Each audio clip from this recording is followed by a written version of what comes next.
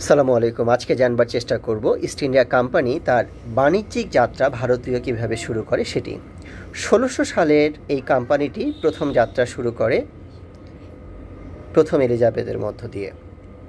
বণিকদের প্রথম উদ্দেশ্যই ছিল বাণিজ্য করা, কিন্তু পরবর্তী সময়ে তারা রাজনৈতিক শূন্যতার কারণেই এখানে তাদের শাসন বা ক্ষমতার যে অভিব্যক্তি সেটির সুযোগ ঘটে।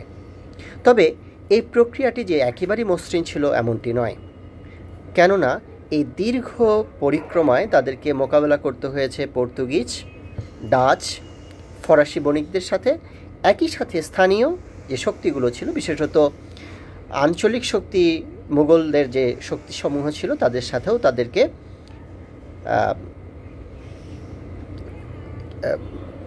সমঝোতা করেই হোক অথবা তাদেরকে পতন ঘটিয়ে হোক তারা তাদের এই যাত্রাকে সফল করেছে।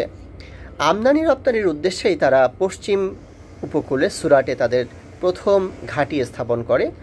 পরবর্তী দ্বিতীয় ঘাঁটি স্থাপন করে মৌসুমীপত্তমে।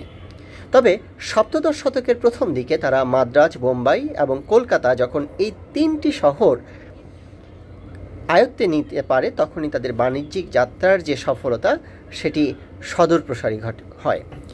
ইস্ট ইন্ডিয়া কোম্পানি মাদ্রাজ, যেটি আমরা এখন চেন্নাই নামে চিনি, ১৬৪০-এর দশকে তারা বিজয়নগরের যে রাজা ছিলেন চন্দ্রগিরি, তার কাছ থেকে এটি লাভ করে এবং এটি সফল হওয়ার পরেই তারা কিন্তু তাদের যে সামরিকায়ন যে প্রচেষ্টা সেটি তাদের সফল করে এবং সেন্ট জর্জ নামে প্রথম তাদের সামরিক ঘাঁটি স্থাপন করে। পরবর্তীতে ১৮৬১ সালে তারা লাভ করে দ্বিতীয় চার্লসের কাছ থেকে বোম্বাই শহরটি।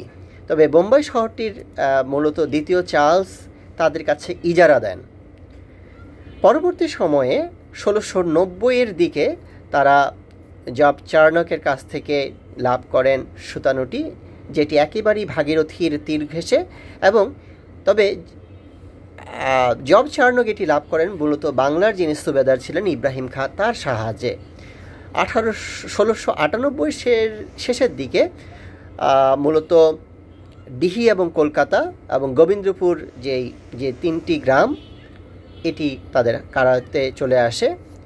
মাদ্রাজ, বোম্বাই এবং কলকাতা এই তিনটিকে কেন্দ্র করে 3 প্রেসিডেন্সি তারা গঠন করে এবং প্রত্যেকের পরিচালনার ভার ছিল একজন গভর্নরের হাতে। এই গভর্নর আবার নিয়োগ করা হতো ইস্ট ইন্ডিয়া কোম্পানির যে ডিরেক্টর বোর্ড আছে তাদের মাধ্যমে, এবং এটি সরাসরি পরিচালিত হতো লেডেন হল স্ট্রিটের থেকেই। মূলত এটি ছিল ইস্ট ইন্ডিয়া কোম্পানির হেড অফিস। আজকে এই পর্যন্তই, দেখা হচ্ছে পরবর্তীতে।